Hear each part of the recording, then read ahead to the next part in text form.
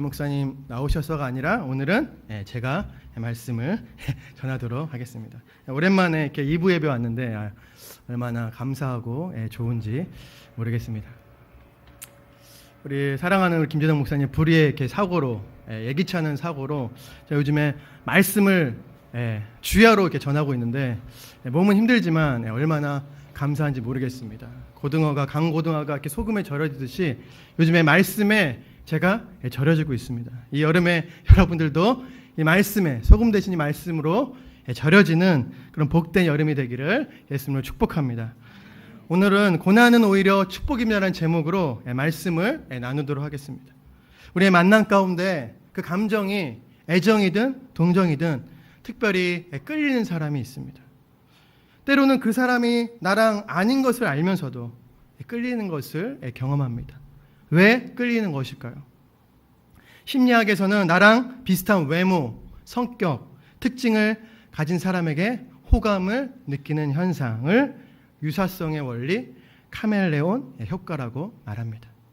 나의 장점이든 단점이든 상관없이 상대방에게 나와 닮은 모습이 있을 때 끌린다는 것입니다. 저는 많은 성경 인물 중에 유독 야곱이 끌립니다. 우리 임재덕 전사님이 저를 보면 야곱 같다고 이야기하는데 그 이유는 야곱의 모습에서 바로 저의 모습을 보기 때문입니다. 창세기 27장 36절을 제가 읽겠습니다. 에서가 이르되 그의 이름을 야곱이라 함이 합당하지 아니하나이까 그가 나를 속임이 이것이 두 번째니이다. 전에는 나의 장자의 명분을 빼앗고 이제는 내 복을 빼앗았나이다. 이 말씀처럼 자기가 어떤 원하는 복이 있다면 수단과 방법을 가리지 않고 속이는 것에 능했던 야곱, 할아버지 아브라함으로부터 아버지 이삭으로부터 오랜 기간 신앙 훈련을 받았음에도 불구하고 여전히 변하지 않는 모습 속에서 모태신앙인 저의 모습을 보는 것과 같았기 때문입니다. 저와 닮은 그리고 우리와 성정이 비슷한 야곱, 속이기에 능한 무엇인가 움켜쥐고야 마는 이 야곱의 인생은 과연 평탄했을까요? 오늘 본문의 야곱은 삼촌 라반의 집에서 고향 브엘세바로 가고 있습니다. 여러분 오랜만에 고향에 내려가실 때 어떻습니까? 우리 주부들은 힘들죠. 음식을 해야 되니까 힘들고 또 우리 크리스찬들은 한 가지 문제가 있습니다. 제사 문제가 항상 그것 때문에 마음이 힘들죠. 그래도 오랜만에 온 가족이 모여서 함께 떡을 뗄 수 있음에 얼마나 기쁘고 들뜬지 모르겠습니다. 그러나 이 야곱의 귀성길은 그렇게 반갑고 기쁜 길이 아니었습니다. 두렵고 답답하고 반갑지 않은 길이었습니다. 왜 그렇습니까? 바로 형 에서를 속이고 축복을 빼앗은 바로 20년 전 바로 그 일이 생각나기 때문이죠. 창세기 27장 41절을 제가 읽겠습니다. 아버지가 살아계실 때는 차마 동생을 해할 수 없고 아버지만 돌아가시면 보자. 내가 반드시 야곱 아우를 죽이리라. 어머니 리브가를 통해서 간접적으로 들은 그 에서의 강한 분노가 귀에 생생히 들리는 것이죠. 도무지 고향에 돌아갈 용기가 나지 않자 이제 뒤로 가려고 합니다. 그런데 왜 뒤로 갈 수 없습니까? 삼촌 라반과 서로 땅을 침범하지 않겠다고 기둥을 세우고 언약을 맺었기 때문입니다. 진퇴양난에 앞으로 갈 수도 없고 뒤로 갈 수도 없는 야곱 인생의 최대 위기를 맞고 있습니다. 그런 가운데 심부름하는 사자가 형 에서를 통해 무려 400명을 끌고 온다는 소식이 전해집니다. 그 당시 가나안 지역의 대부분 도시 국가의 인구가 300에서 400인 것을 볼 때 400명은 상당한 군대 규모의 숫자입니다. 야곱의 심경은 어땠을까요? 창세기 32장 7절에 야곱의 심경을 이렇게 표현하고 있습니다. 심히 두렵고 답답하여. 여기 답답하여 해당하는 히브리 아차르는 사무엘상 30장 6절에 똑같이 쓰이고 있는데 다윗이 자신을 죽이려던 그 사울을 피해서 블레셋에 잠깐 있다가 자신의 성 시글락성에 돌아왔을 때의 일입니다. 돌아왔는데 이미 그 성이 아말렉에 다 불타고 아낙네들과 자녀들은 다 아말렉에 끌려간 정말 침통한 상황이었습니다. 자신들을 지켜주지 못한 그 다윗 왕에게 울분을 품으면서 돌을 던지려고 할 때 그때 다윗의 심경, 성경은 다급하다, 예전 성경으로는 궁급하다라고 나와 있습니다. 이 단어가 오늘 야곱의 답답한 심경과 동일한 단어, 바로 히브리어 야차르입니다. 이 한 단어만 보더라도 지금 다윗의 심경이 얼마나 두렵고 답답하고 생명의 위협을 느끼고 있음을 알 수가 있습니다. 그래서 자신의 성품대로 아주 야곱스럽게 나름 인간적인 꾀를 내죠. 어떻게 합니까? 한 떼를 치면 한 떼를 도망가기 위해서 모든 동행자와 짐승을 두 떼로 나누기 시작합니다. 그래도 불안한 것 같아요. 염소, 양, 낙타소 580마리 되는 엄청난 짐승을 예물로 먼저 보냅니다. 에서의 마음을 조금이라도 녹이기 위함이죠.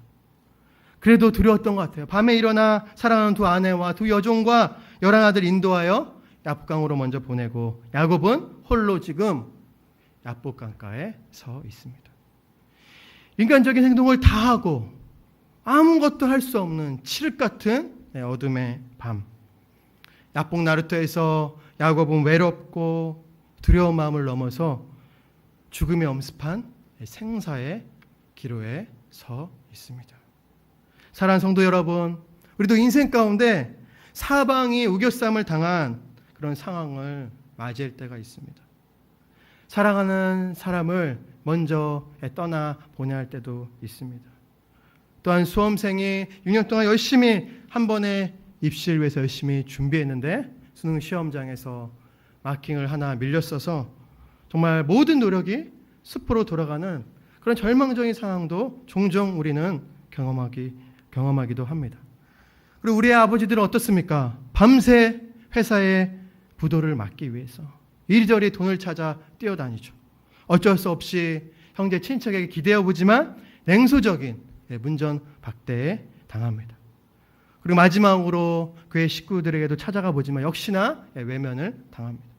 그렇게 진을 빼고 집에 돌아왔는데 사랑하는 아내와 자녀들은 새근새근 너무나 편안한 모습으로 자는 모습을 보고 무기력하게 내일의 부도를 기다리며 홀로 거실에 앉아 주저앉아 있는 그런 모습이죠.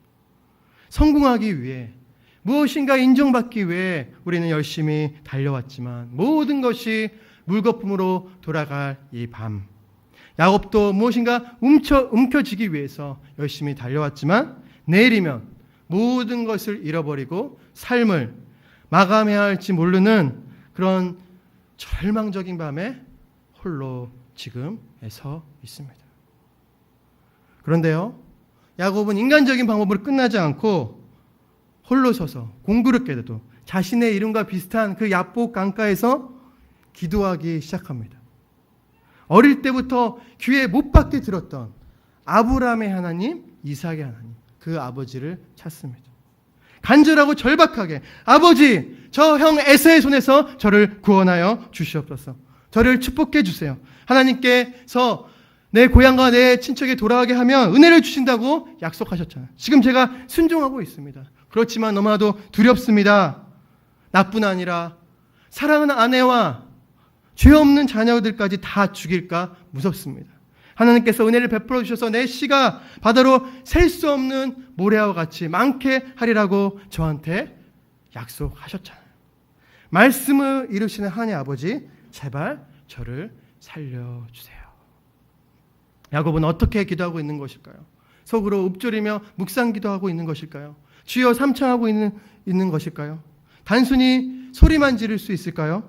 온 사력을 다해 피땀 흘려가며 절규하며 하나님과 씨름하고 있는 것이죠. 때를 쓰는 어린아이가 아버지 바짓가랑을 붙잡고 놓지 않는 것처럼 오늘 밤 이 야곱은 하나님 아버지 바짓가랑을 꽉 붙잡고 사력을 다해 몸부림치고 있습니다. 여러분, 우리의 기도는 어떻습니까? 우리는 위기 상황 가운데 때로는 상황과 때로는 사람들과 많은 씨름을 합니다. 몸부림을 칩니다. 그러나 기도하지는 않습니다. 그렇게 화를 내는데, 그렇게 혈기가 있는데 그 힘으로 기도하지 않습니다. 그리고 기도하라고 그러면 그럴 기력이 없다라고, 내 마음이 낙심했다라고 이야기를 합니다. 사랑하는 성도 여러분, 사람과 씨름하지 말기를 바랍니다. 상황과 씨름하지 마세요. 하나님과 씨름하기를 바랍니다. 전능하신 그 하나님의 오소매를 붙잡고 늘어지시기를 축원합니다. 사람 앞에서 이야기를 하면 청승이 되고, 때론 이야기하지만 때론 후회하지 않습니까? 또 화를 내면 뭐가 됩니까? 분노가 되고 관계가 끊기죠. 그러나 하나님 앞에 나의 분노와 나의 속상함과 모든 걸 쏟아 놓을 때 무엇이 되는가? 바로 기도가 되는 것입니다. 그럼 야곱의 기도의 내용은 어떠합니까? 중요한 세 가지 내용만 살펴보러 갑니다. 첫 번째, 하나님께 순종함으로 그 순종의 행위를 가지고 하나님께 응답을 요구하고 있습니다. 32장 9절을 우리 다 함께 읽겠습니다. 32장 9절 시작. 야곱이 이르되 내 조부 아브라함의 하나님, 내 아버지 이삭의 하나님 여호와여, 주께서 전에 명하시기를 내 족속에게로 돌아가라, 내가 내게 은혜를 베풀리라 하셨나이다. 야곱은 저는 하나님께 시킨 대로 다 했으니 저의 생명을 지켜주시옵소서 기도하고 있습니다. 말씀대로 순종했으니 응답을 주십시오 이야기하고 있는 것이죠. 하나님께서 왜 우리의 기도를 들어줘야 되느냐, 설득하는 과정에서 하나님께 순종하는 것, 순종하는 우리의 삶만큼 더 큰 힘이 되는 것이 없다는 것을 여러분 기억하게 되기를 바랍니다. 두 번째, 하나님께 자신의 감정과 상황을 솔직하게 기도하는 것입니다. 우리 11절 다 함께 읽어보겠습니다. 시작. 내가 주께 간구하노니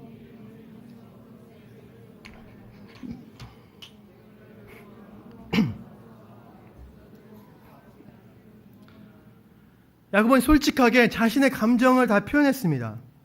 어린아이와 같이 형 에서가 너무나도 두렵다라고, 나를 죽이는 것뿐만 아니라 우리의 온 가족을 죽일 것 같다고, 심히 두렵고 답답하고 내가 궁급하나이다 라고 고백하고 있습니다. 우리 때로 말하기 어려운 질병이 있습니다. 창피한 병이 있습니다. 사람들한테는 얘기하지 않아도 최소한 누구한테는 이야기됩니까? 의사 선생님에게는 이야기해야 되죠. 어린아이가 부모에게, 학생이 선생님에게 솔직하게 나 어려움을 오픈해야지만 도움을 줄 수 있는 것이죠. 하나님께도 마찬가지입니다. 우리가 솔직하게 우리의 마음을 아래 드릴 때 하나님께서 일하시기 시작합니다. 하나님 다 아시지 않습니까? 이렇게 이야기할지 모르겠어요. 하나님 다 아시죠. 그러나 안다고 도와주시는 것은 아닙니다.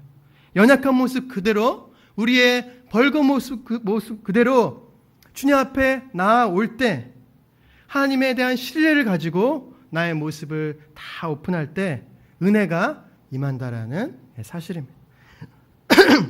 세 번째, 하나님이 하셨던 약속, 그 언약의 말씀을 붙들고 기도하는 것입니다. 야곱의 기도 중에 가장 중요한 부분이 이 부분입니다. 우리 12절 우리 다 함께 읽겠습니다. 시작. 말씀하시기를 반드시 내게 은혜를 베풀어 무례가 많게 하리라 하셨나이다. 야곱은 이제 하나님의 약속을 되새기며 기도를 시작하고 있습니다. 하나님의 약속을 거듭 언급하며 하나님께서 하셨던 약속을 꼭 지켜야 됩니다. 협박까지는 아니더라도 간접적인 압력을 가하고 있습니다. 백석대 구약학자 송병헌 교수는 그분의 저서에서 하나님께서 이미 허락하신 약속의 말씀으로 그분을 꼼짝 못하게 묶는 것이 사실 가장 능력 있는 기도가 아닐까라고 말하고 있습니다.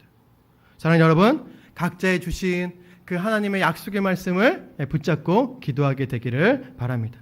그분의 약속을 붙잡고 기도함으로 하나님을 정말 꼼짝 못하게 하시는 능력 있는 성도님 다 되시기를 예수님 이름으로 소원합니다.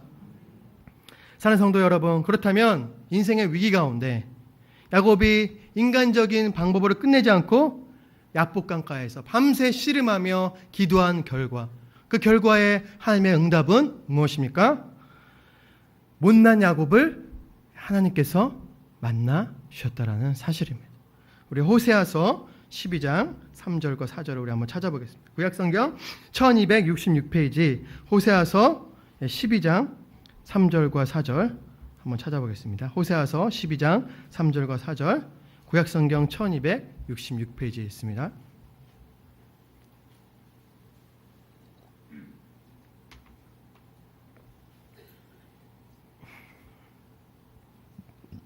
다 찾으셨으면 한 목소리로 봉독하겠습니다.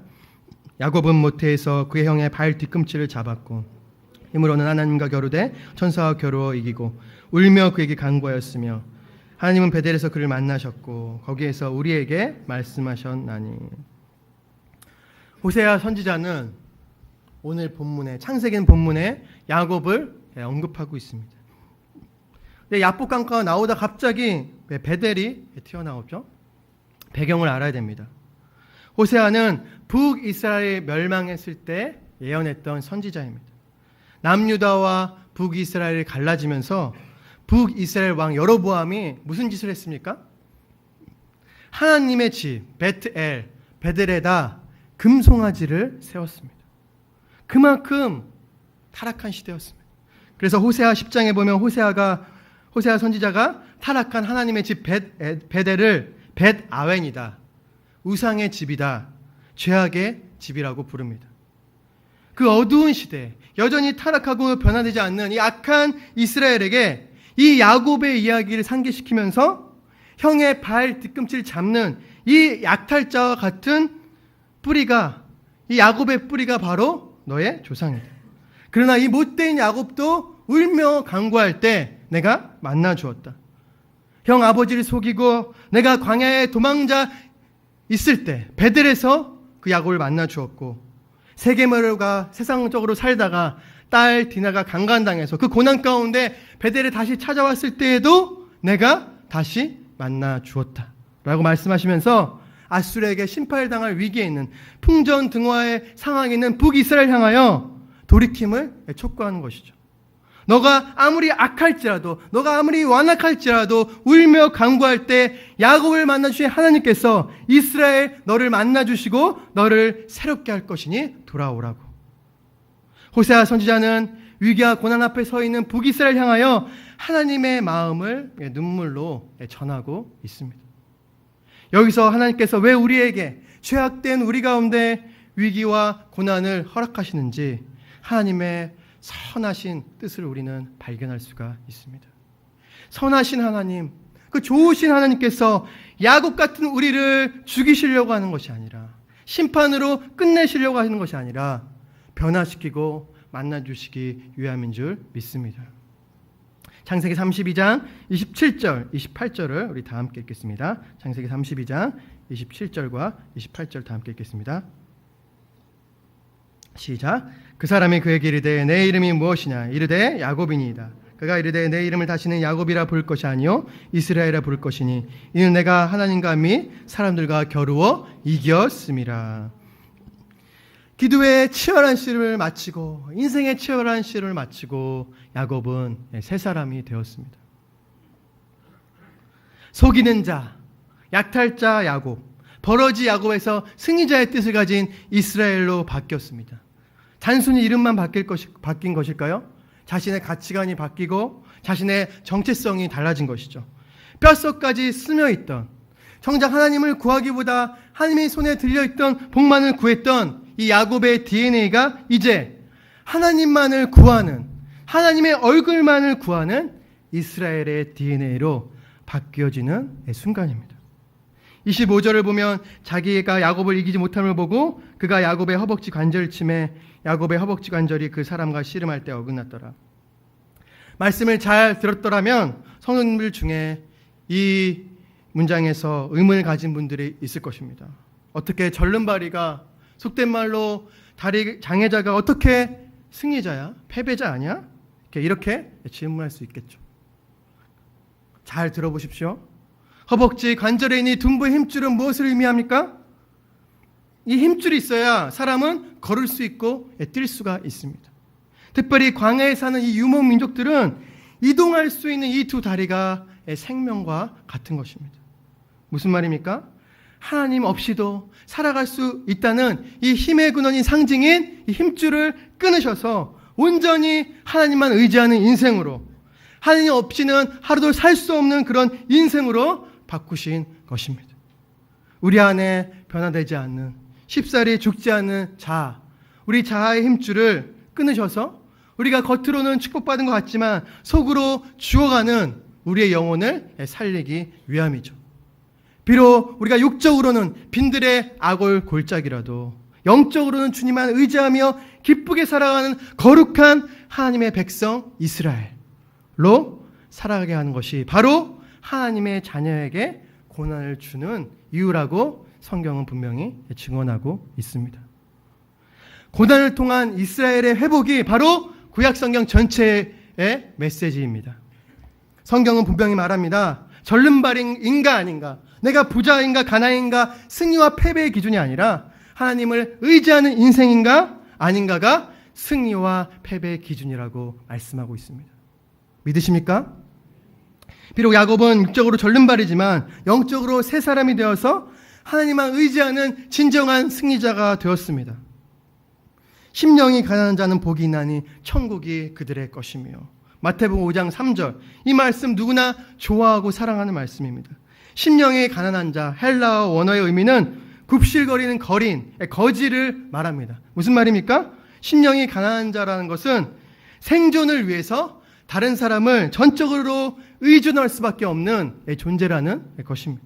천국은 누구의 것인가? 하나님을 전적으로 의존하는 자들의 것이라는 것입니다. 하나님만 의지해서 진정한 승리자가 되어서 정말 천국을 수여하기를 원하십니까?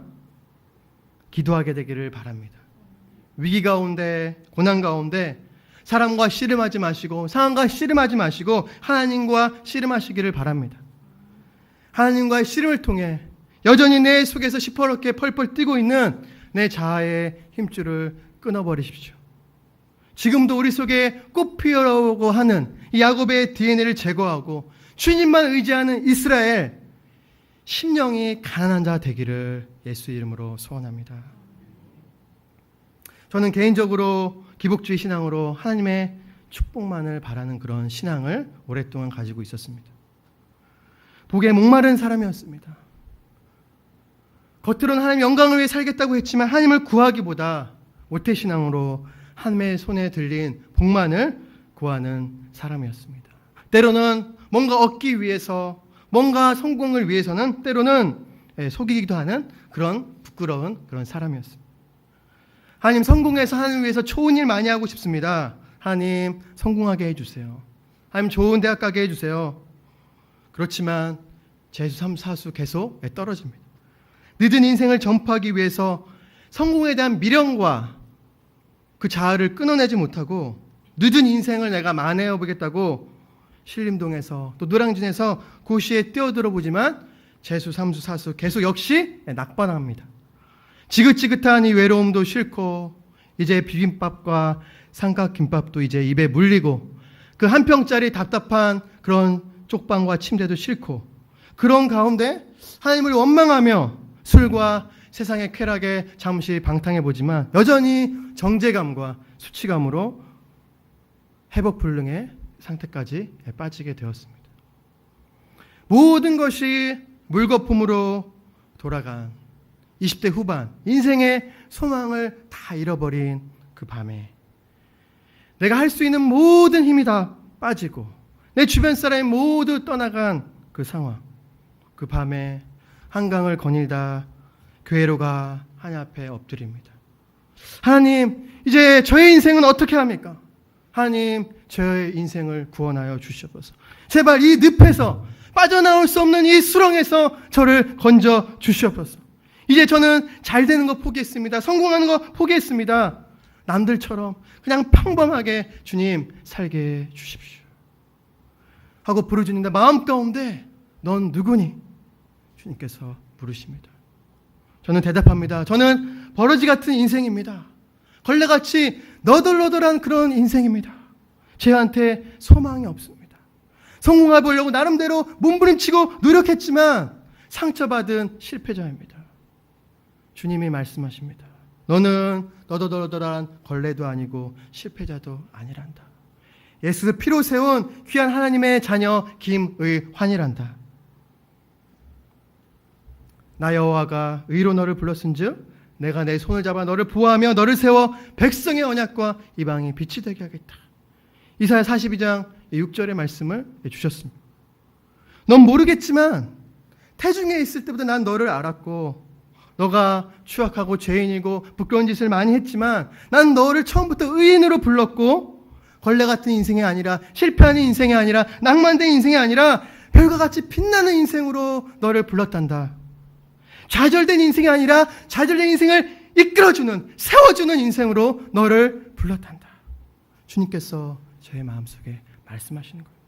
이제 넌 야곱이 아니야 이스라엘이야.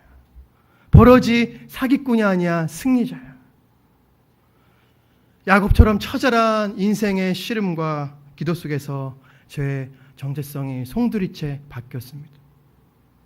그동안 내 뜻대로 많은 걸 시도했지만 된 것이 아무것도 없었습니다. 이때부터 나는 나 혼자 살아갈 수 있는 존재가 아니구나. 주님만 의지하며 주님만 의지하는 이스라엘로 저의 인생을 지금까지 이끌어 주셨습니다. 긴 세월 여러분 많은 이런 질문 하시죠. 왜 나만 이런 고난 주시냐고. 왜 나만 이런 걸 겪게 하시냐고. 하나님 도대체 어디 계시냐고 원망했는데 그 속이고 도망간 광야에 찾아오신 하나님. 외삼촌 라반의 집에서 20년간 생고생할 때도 야곱과 함께 하신 그 하나님께서 내가 고통당하는 그 순간에도 하나님을 떠나서 하나님 원망하고 불평하고 저주하는 그 순간에도 하나님은 저를 떠나지 않고 함께 계셨음을 그때 저는 비로소 알았습니다. 지금도 내 인생에 소망이 없다라고 느낄 때 내 이름의 뜻에 담긴 하나님 주신 이 언약의 말씀 이사야 42장 6절과 다니엘 12장 3절 많은 사람을 옳은 대로 돌아가게 하지 않는 별과 같이 영원토록 빛나리라. 이 말씀을 붙잡고 하나님께 간절히 이 말씀이 내 인생 가운데 온전히 성취될 때까지 기도하고 있습니다. 지금 과정 중에 있지만 언젠가 미래에 이 말씀이 내 인생 가운데 아름답게 성취되고 하나님이 웃고 제가 웃을 그날이 반드시 저에게는 올 줄 믿습니다. 사랑하는 성도 여러분, 내가 모태신앙인데 그리고 내가 신앙생활 10년, 20년, 30년 했는데 여전히 야곱같이 변하지 않는 모습에 낙망하고 좌절한 분 지금 이 자리에 있으십니까? 인생의 위기와 고난과 깊은 그 터널을 겪고 계신 분 있으십니까? 사업이 망한 내 남편이 아직 교회를 떠나 돌아오지 않고 있습니까? 집 나간 내 자녀가 교회를 떠나 내 자녀가 돌아올 기미가 전혀 보이지 않고 있습니까? 절망의 칠흑 같은 이 어두운 밤 누구한테 엎드리시겠습니까? 사람한테 비굴하게 엎드리지 마시고 하나님 앞에 엎드리시기를 소원합니다.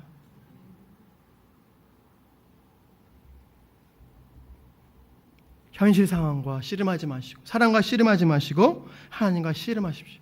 꺼져가는 심지를 끄지 않으시는 그 사랑과 긍휼의 하나님께 부르짖으십시오.